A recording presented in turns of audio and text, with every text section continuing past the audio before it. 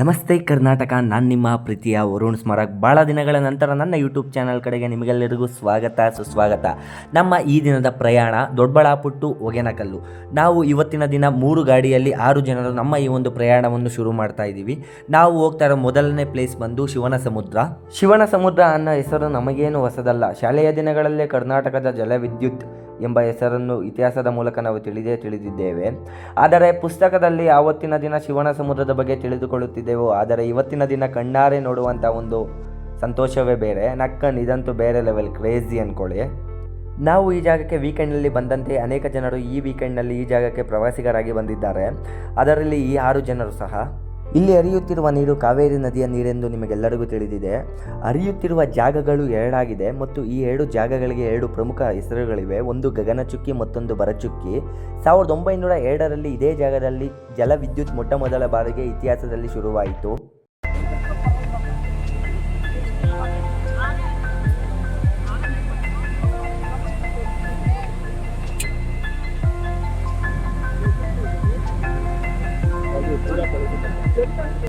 ಬಹಳಷ್ಟು ಇತಿಹಾಸಗಳನ್ನು ಹೊಂದಿರುವ ಆ ಒಂದು ಶಿವನ ಸಮುದ್ರದ ಜಾಗವನ್ನು ನಾವು ನೋಡಿಕೊಂಡು ನೆಕ್ಸ್ಟ್ ಹೋಗ್ತಾ ಇರೋ ಪ್ಲೇಸ್ ಬಂದು ಹೊಗೇನಕಲ್ಲು. ಹೊಗೇನಕಲ್ಗೆ ಹೋಗಬೇಕಾಗಿರುವಂಥ ದಾರಿ ಬಂದು ಮಹದೇಶ್ವರ ಬೆಟ್ಟದ ದಾರಿಯಾಗಿದೆ. ನೀವು ಈಗ ನೋಡುತ್ತಿರುವ ಕಾಡಿನಲ್ಲಿ ವೀರಪ್ಪನ್ ಬಹಳಷ್ಟು ದಿನ ಇಲ್ಲೇ ಉಳಿದಿದ್ದರು. ಬಳ್ಳಾರಿನಿಂದ ಹೊಗೇನಕಲ್ಲಿಗೆ ಸಾಗುವಂಥ ದಾರಿಯಲ್ಲಿ ನಮ್ಮ ಕಣ್ಣಿಗೆ ಕಂಡಂಥ ಒಂದು ಸ್ಮಾರಕ ಇದಾಗಿದೆ. ಈ ಸ್ಮಾರಕದ ಇತಿಹಾಸ ಬಹಳ ಇದೆ, ಆದರೆ ನಾನು ನನಗೆ ತಿಳಿದಷ್ಟು ನಿಮಗೆ ತಿಳಿಸಲು ಇಷ್ಟಪಡುತ್ತೇನೆ. 1990 ಏಪ್ರಿಲ್ 9ರಂದು ವೀರಪ್ಪ ಮತ್ತು ಅವರ ತಂಡದವರು ನಡೆಸಿದ ದಾಳಿಯಿಂದ ಡ್ಯೂಟಿಯಲ್ಲಿದ್ದಂತಹ 4 ಜನ ಪೊಲೀಸರು ಅಂದಿನ ದಿನ ಮೃತಪಟ್ಟಿದ್ದಾರೆ. ಇಂದು ಅವರ ಆ ತ್ಯಾಗವನ್ನು ನೆನಪಿಸುವುದಕ್ಕೋಸ್ಕರ ಈ ಸ್ಮಾರಕ ಇಲ್ಲಿ ನಿಂತಿದೆ.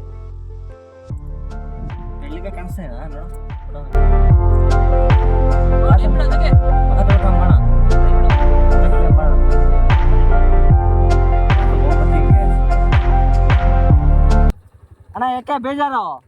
ಹೊಗೇನಕಲ್ಲಿಗೆ ಹೋಗಿದ್ರಾ?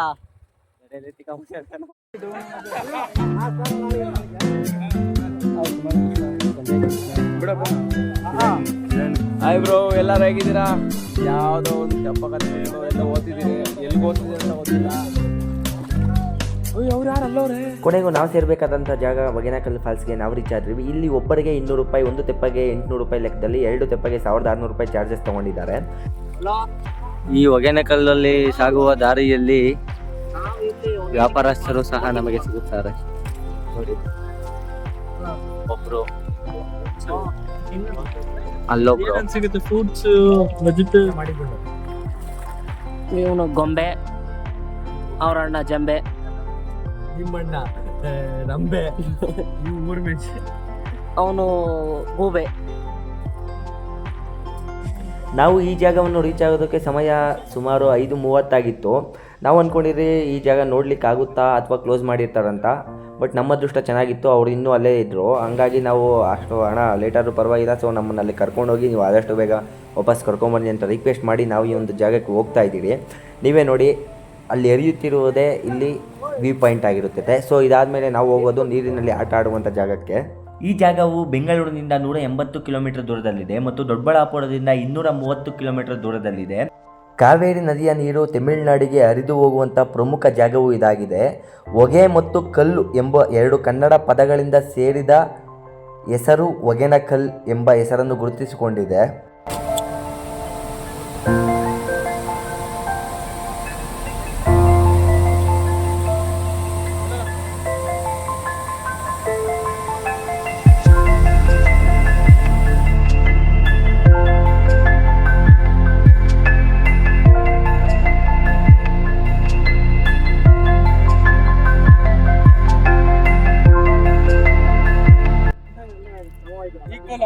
ಅಲ್ಲಿವರೆಗೂ ಬಂದ್ರೆ ಆ ರೇಂಜ್ ತಿರ್ಸಿದ್ರಿ? ಫುಲ್ ಅವ್ರನ್ನೆಲ್ಲ ತಿರ್ಸಿ ತಲೆ ತಿರ್ಸಾಕ್ಬಿಟ್ರ ಅವ್ರಕ. ನಿಮ್ ತಲೆ ತಿರ್ಗಿಲ್ಲ, ಅವ್ರಿಗೆ ಅಭ್ಯಾಸ ಆಗಿದೆ. ಎಷ್ಟು ವರ್ಷದಿಂದ ಮಾಡ್ತಿದ್ದೀರಾ ಅಣ್ಣ ಇಲ್ಲಿ? 18 ವರ್ಷದಿಂದ ಇಲ್ಲಿ ತೆಪ್ಪ ಓಡಿಸ್ತಾ ಇದ್ದೀರಾ?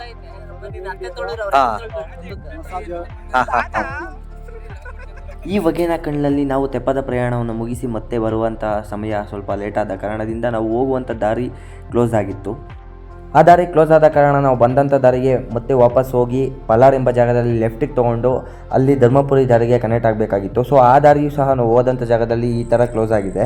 ಇಲ್ಲಿ ಅವರು ಡಿಪಾರ್ಟ್ಮೆಂಟ್ ಬಗ್ಗೆ ಅವ್ರಿಗೆ ಸ್ವಲ್ಪ ಅರ್ಥ ಮಾಡಲ್ಲ, ನಿಮಗೂ ಗೊತ್ತಿಲ್ಲ ಪಾಪ.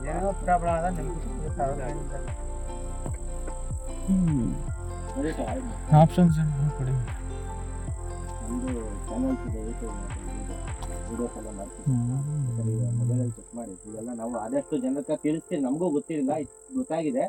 ನಮ್ಮ ಕಡೆಯಿಂದ ಎಷ್ಟು ಜನಕ್ಕೆ ಆಗುತ್ತೋ ಅಷ್ಟು ತಿಳಿಸ್ಬೇಕು. ನಿಮ್ಮ ಕಡೆ ಜನಕ್ಕಿಂತ ಎಕ್ಸ್ಕ್ಯೂಸ್ ಕೊಡಿ. ಬಟ್ ಸಾರಿ ತೊಂದರೆ ಕೊಟ್ಟಿರೋದಕ್ಕೆ. ಅವರ್ ಫಾಲ್ಟ್ಸ್ ನಿಮ್ಗೂ ಬರಬಾರ್ದು ತಂದ್ರು, ನಮಗೂ ಬರಬಾರ್ದು. ಈಗ ಈ ತರ ಹೇಳಿದಕ್ಕೆ ನೀವು ಅದು ನಾನು ಇರೋವರೆಗೆಲ್ಲ ಹೇಳ್ತೀವಿ, ನೀವು ಇನ್ಫಾರ್ಮೇಶನ್ ಕೊಡ್ತೀರಾ? ಡೈರೆಕ್ಟ್ ಆಗಿ ಬಿಟ್ಬಿಟ್ರೆ ಯಾರು ಗೊತ್ತಿಲ್ಲಲ್ಲ. ಈ ಕಡೆ ಪ್ರಾಣಿಗಳೆಲ್ಲ ಬರ್ತೈತೆ. ಅಯ್ಯೋ, ಸಿರ್ತೆ ಬಟ್ ಒಂದ್ ಇಶ್ಯೂಸ್ ತುಂಬಾ ಇದೆ.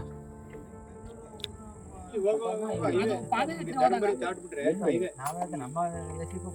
ಈ ದಾರಿನ ಪಾದಯಾತ್ರೆ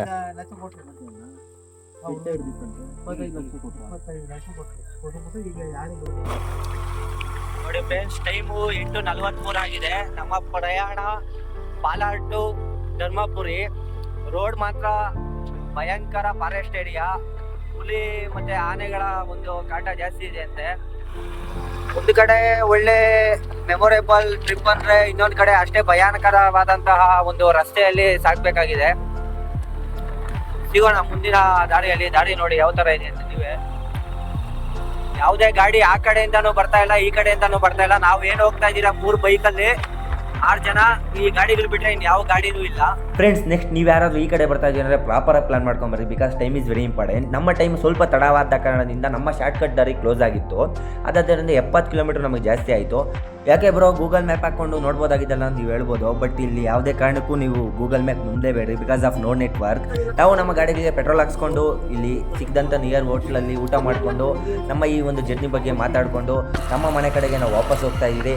ಸಿಗೋಣ ಮುಂದಿನ ವಿಡಿಯೋದಲ್ಲಿ ಹೊಸ ಕಂಟೆಂಟ್ನೊಂದಿಗೆ. ನಮ್ಮ ಚಾನಲನ್ನು ಸಬ್ಸ್ಕ್ರೈಬ್ ಮಾಡ್ಕೊಳೋದಂತೂ ಮರಿಬೇಡಿ. Thank you so much. Love you all.